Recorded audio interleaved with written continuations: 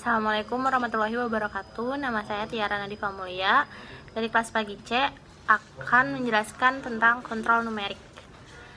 Yang pertama yaitu pengertian kontrol numerik. Kontrol numerik adalah suatu bentuk otomasi terprogram di mana gerakan mekanik suatu perkakas mesin atau peralatan yang lain dikendalikan oleh suatu program yang terdiri dari data alfanumerik dalam bentuk kode.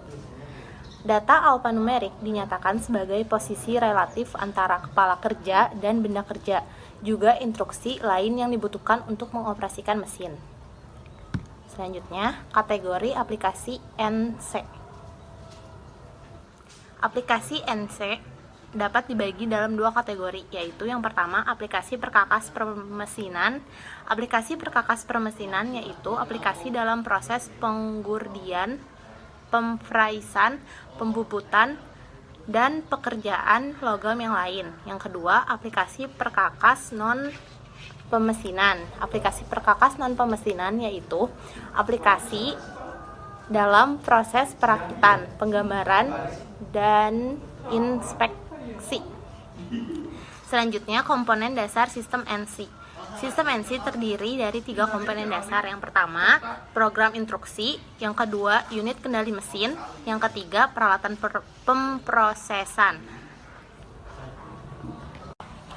Assalamualaikum warahmatullahi wabarakatuh. Saya dari kelompok 3 akan melanjutkan tentang presentasi dari teman saya, Tiara. Nama saya Dede Irfan.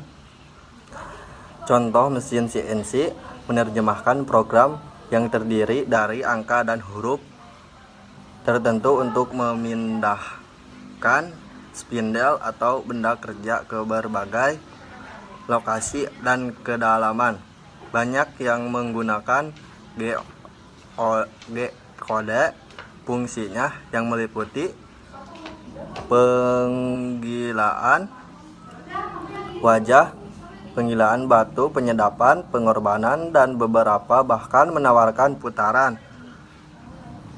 Saat ini, pabrik CNC dapat memiliki 3 hingga 6 sumbu. Sebagai besar, pabrik CNC memerlukan menempatkan benda kerja di atas atau ada di dalamnya, dan setidaknya harus sebesar benda kerja tersebut.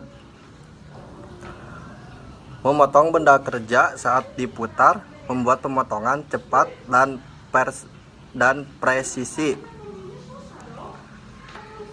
Biasanya menggunakan alat dan bor yang dapat diindeks, efektif untuk program rumit.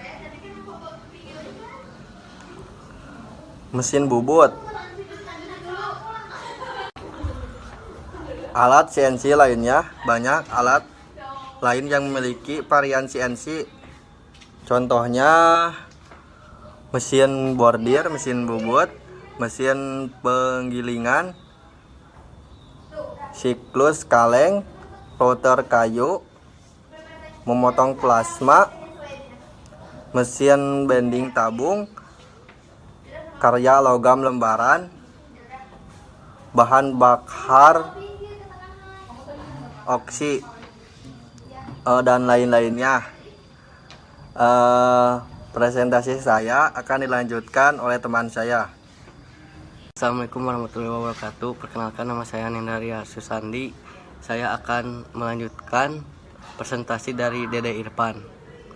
Alat mesin mogok. Di CNC, tabrakan terjadi saat mesin bergerak sedemikian rupa sehingga berbahaya bagi mesin perkakas atau bagian yang sedang dikerjakan, terkadang mengakibatkan pembengkokan atau kerusakan alat pemotong, klem, aksesoris pelindung mata, dan pemandu, mematahkan skrup pergerak atau menyebabkan komponen struktural retak atau perkakas, tapi dapat merusak bagian yang sedang dikerjakan sehingga harus dibuang. Banyak perkakas CNC tidak memiliki pengertian yang melekat tentang posisi absolut meja atau perkakas saat dihidupkan. Mereka harus secara manual, homemade atau tirot untuk memiliki referensi untuk bekerja, dan batasan ini hanya untuk mencari atau lokasi bagian untuk bekerja dengannya, dan sebenarnya bukan merupakan batas gerakan keras pada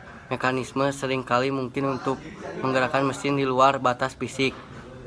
Mekanisme penggeraknya yang mengakibatkan tabrakan dengan dirinya sendiri atau kerusakan, dan mekanisme pergerak banyak mesin merapapkan parameter kontrol yang membatasi gerakan sumbu melewati batas tertentu selain sekelas.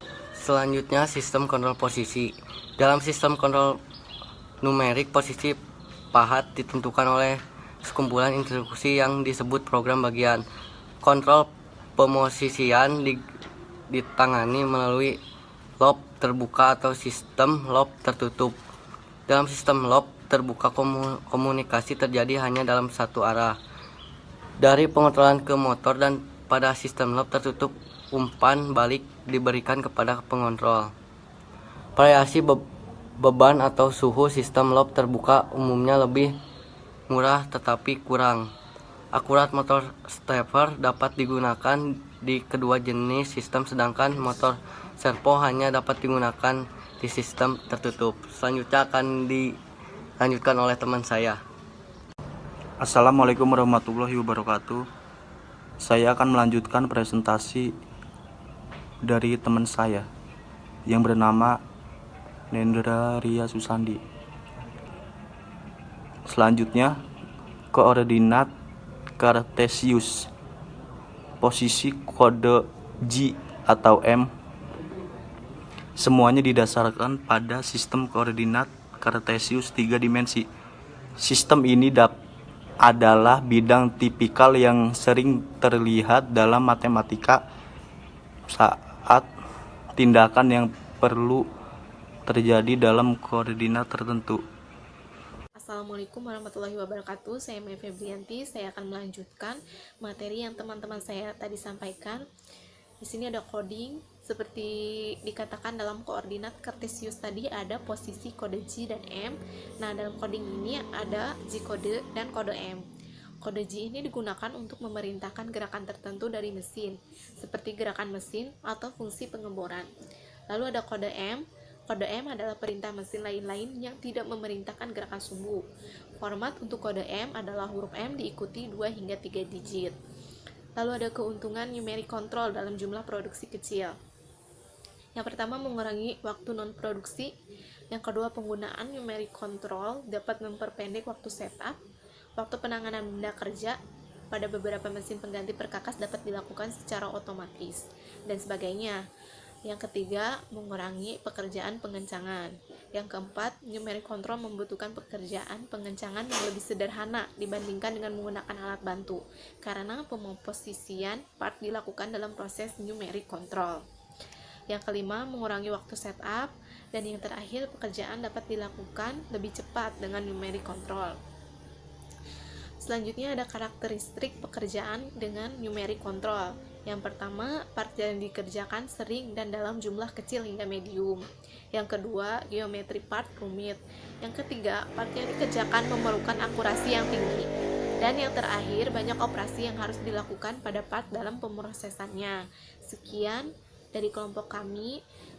Kurang lebihnya kami ucapkan mohon maaf dan terima kasih. Wassalamualaikum warahmatullahi wabarakatuh.